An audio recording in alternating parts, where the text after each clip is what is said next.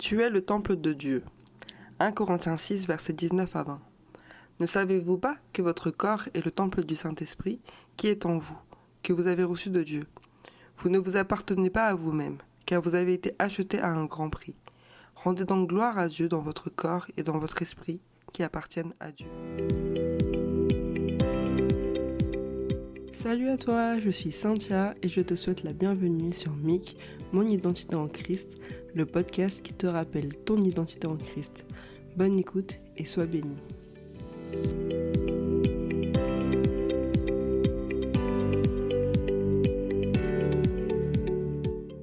J'avoue, quand l'enregistrement a commencé, je voulais te chanter une chanson que je chantais quand j'étais petite, mais c'est mieux pour tes oreilles, je vais juste te citer les paroles, qui dit en gros: le fou sur le sable abattit sa maison, et la tempête arriva. Le vent souffla, et la pluie tomba, et la maison s'écroula. Le sage sur le roc abattit sa maison, et la tempête arriva. Le vent souffla, et la pluie tomba, et la maison résista. Et en fait, ce petit chant, il fait référence à ce que Jésus dit dans Matthieu 7. Et cette chanson, en fait, parle de la construction d'une maison, et qu'il faut avoir une base solide pour construire ta maison. Après, je dis maison, mais c'est valable pour tout bâtiment, d'accord ? Et du coup, on comprend que le sable, c'est quelque chose qui n'est pas fiable dans le temps. C'est fragile, c'est mouvant. Et d'ailleurs, ça me fait penser à un truc, je sais pas si tu connais les dunes du Pilat, c'est vers Bordeaux. Bah moi, j'y suis déjà allée, et j'avais lu que ces dunes pouvaient se déplacer de 1 à 5 mètres par an à cause du vent qui souffle fort. Et donc en vrai, même quelque chose d'aussi imposant, difficile à escalader un peu, genre quand tu montes tout en haut, t'es essoufflé comme si t'avais jamais marché de ta vie. Bon, oui, ça va, je parle de moi, mais bon, j'avais une excuse, j'étais enceinte. Hein. Enfin bref, ça peut être un gros tas de sable, en fait ça reste du sable, et donc ça reste super fragile à cause du vent. Alors que s'il faut être un temple, être le temple de Dieu, il faut que ce temple, ce bâtiment soit construit sur une terre qui initialement est faite pour ça. Une terre constructible, à base de, je sais pas, du béton par exemple.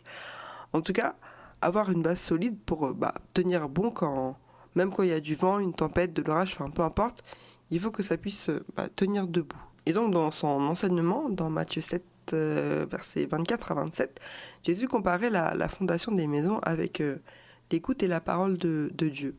Comprenons que pour durer dans le temps, quand tu construis ta maison, ton temple pour Dieu, la fondation doit pouvoir durer dans le temps. Donc si tu trouves tes ressources dans la parole de Dieu, si tu t'appuies sur ce qu'il dit, si tu prends les éléments et que tu les appliques pour la construction de ton temple pour Dieu, tu peux être sûr que ta base, ton temple, tiendra debout quand il y aura n'importe quelle intempérie qui surgiront devant toi.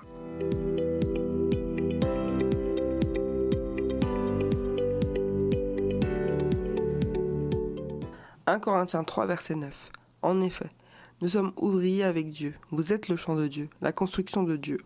J'avais lu un passage dans la Bible qui c'était dans Exode, quand Dieu demanda à Moïse de construire un tabernacle, une structure portable conçue comme lieu de culte. Du coup, c'était pour les Israélites quand ils allaient traverser le désert pour qu'ils aient un lieu de culte. Et donc, dans ces chapitres du livre d'Exode, j'étais en mode vraiment admiration, parce que tout est détaillé.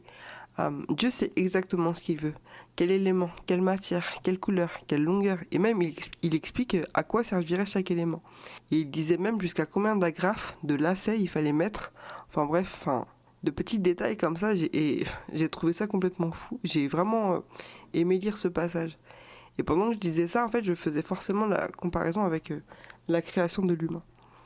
En tant que maman, j'ai vu mon ventre grossir quand je portais mes enfants et forcément je me demandais ce qui se passait à l'intérieur de moi.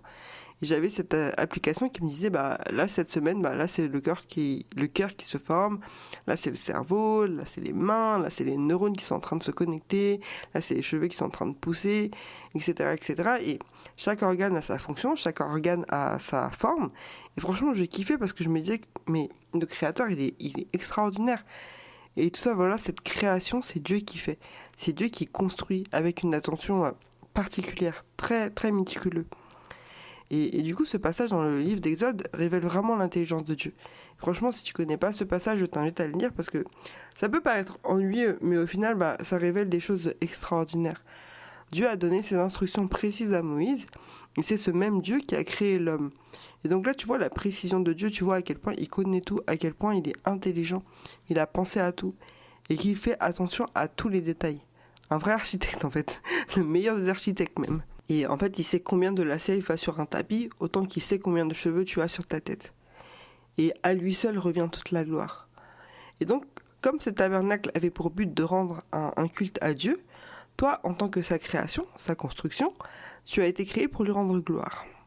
Quand Salomon a construit le premier temple à Jérusalem, Dieu est venu dire à Salomon dans 1 Roi 9, verset 3, l'Éternel lui dit « J'exauce la prière et la supplication que tu m'as adressée.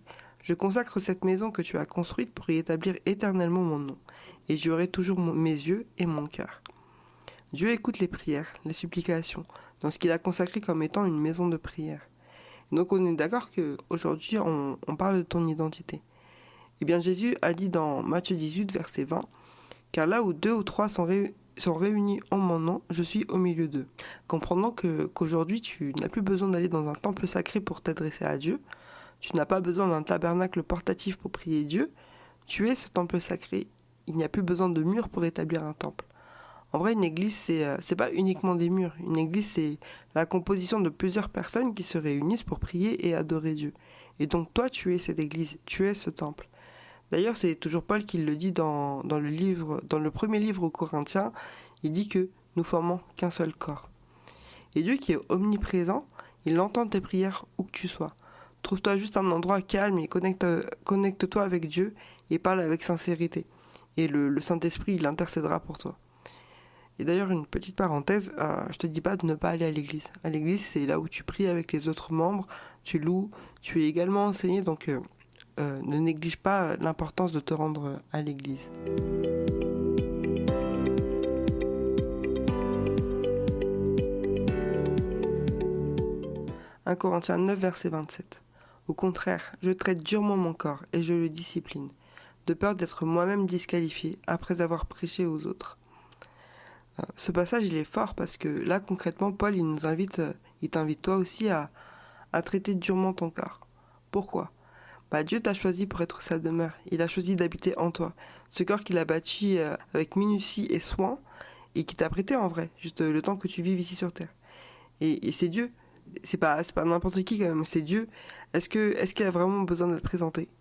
Donc en fait, là, ce que je suis en train de te dire, c'est que en tant que maison de Dieu, ta maison doit être soigneusement entretenue. Quand tu invites des gens chez toi, je pense que tu fais en sorte que le ménage soit fait, au moins un minimum. Tu veux pas les accueillir avec des couverts sales, des chaussettes qui traînent et tout le bazar que tu laisses quand personne ne voit. Sauf que là, la présence de Dieu, elle est permanente. Tu dois faire en sorte que le ménage soit tout le temps fait. Alors au quotidien, tu dois faire attention à tout ce qui est en contact avec ton corps, tes yeux, tes oreilles, parce que ton corps, tes organes, c'est sacré en fait. Ça appartient au roi des rois. Et donc toutes ces choses qui laissent des traces sales, n'ont pas à être côtoyées. Tu dois faire attention à ce que tu introduis dans ton corps, la nourriture, alcool, tout ce qui est fumé et tous les excès qui peuvent nuire à tes organes. Tu dois faire attention à comment tu traites ton corps. Est-ce que tu manges bien tes fruits et légumes ? Est-ce que tu t'hydrates suffisamment ? Est-ce que tu fais de l'exercice pour garder ton corps en bonne santé ? Est-ce que tu te reposes suffisamment ? Est-ce que tu prends soin de ta peau, etc., etc. Et tu dois aussi prendre soin de toi-même, prendre soin de ton mental. Accorde-toi du temps pour prier et aussi à méditer la parole de Dieu. L'Esprit de Dieu est en toi, alors parle-lui. Et c'est vrai que en listant toutes ces choses, je me rends compte que c'est pas forcément facile pour tout le monde. Moi, la première. Mais c'est de cette façon que tu traites durement ton corps, que tu le disciplines. En fait, c'est tellement important. Et de ce fait, tu fais ta part en prenant soin de ton corps. Et si le fait de faire le ménage te met en panique, si le ménage est trop dur à faire, si nettoyer tout ce qui est susceptible de ne pas plaire à Dieu te paraît trop compliqué, laisse entrer Dieu dans ta maison et laisse-le nettoyer. Dis-lui que seul tu n'y arrives pas et que tu as besoin de lui. Et il le fera pour toi. Dans Matthieu 21, verset 12, il est marqué « Jésus entra dans le temple de Dieu, il chassa tous ceux qui vendaient et qui achetaient dans le temple, il renversa les tables des changeurs de monnaie et les sièges des vendeurs de pigeons. » Dans ce passage, Jésus qui arrive à Jérusalem voit que dans le temple qui a été consacré pour Dieu, il y a tout un trafic, il y a trop de choses bruyantes, des attractions, des activités diverses, où la communion avec Dieu manque terriblement. Et alors il les a chassés, parce que là où ces commerçants et ces acheteurs étaient placés, c'était pas leur place. Et je veux te dire que dans ta vie c'est pareil. Jésus que tu laisses entrer dans ta maison, telle qu'elle est, peut retirer, peut arracher, peut chasser, peut renverser tout ce qui ne plaît pas à Dieu, tout ce qui ne vient pas de lui.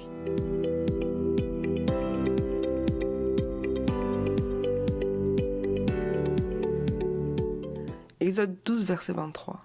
Quand l'Éternel passera pour frapper l'Égypte, et qu'il verra le sang sur le linteau et sur les 2 poteaux, il passera par-dessus la porte et ne permettra pas aux destructeurs d'entrer dans vos maisons pour frapper. Ce passage dans la Bible, c'est l'institution de la Pâque. Dieu a envoyé Moïse libérer les Israélites des mains du Pharaon, mais le cœur de ce dernier était endurci. Et du coup, Dieu a envoyé plusieurs plaies sur l'Égypte, mais ça ne fonctionnait pas. Pharaon ne voulait toujours pas libérer le peuple. Et jusqu'à la dernière plaie, Dieu allait tuer tous les premiers-nés, humains et animaux. Et il dit à Moïse que sur chaque porte de chaque maison des Israélites, ils doivent mettre le sang d'un agneau que chaque famille aurait sacrifié. Et là, tu peux constater que Dieu protège les maisons qui lui sont consacrées, qui lui sont fidèles, qui ont foi en lui. Et le sacrifice de Jésus à la Pâque équivaut à cet acte des Israélites avec les agneaux. Donc en fait, tu es protégé par le sang de Christ. Ton temple est protégé par le sang de Jésus versé à la croix quand il s'est sacrifié pour toi. Il te préserve de la condamnation et il t'ouvre les portes de la vie éternelle. Donc quand tu dédies ton temple intérieur à Dieu, quand tu vis selon sa volonté, tu lui obéis et donc tu places toute ta confiance en lui, tu peux être rassuré que il veillera sur toi et te gardera en sécurité. Dieu te protège et il ne permettra pas aux destructeurs d'entrer dans ta vie, d'entrer dans ton corps qui est son temple.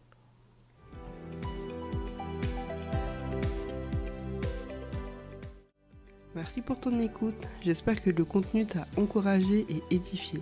N'oublie jamais ta valeur et ton potentiel.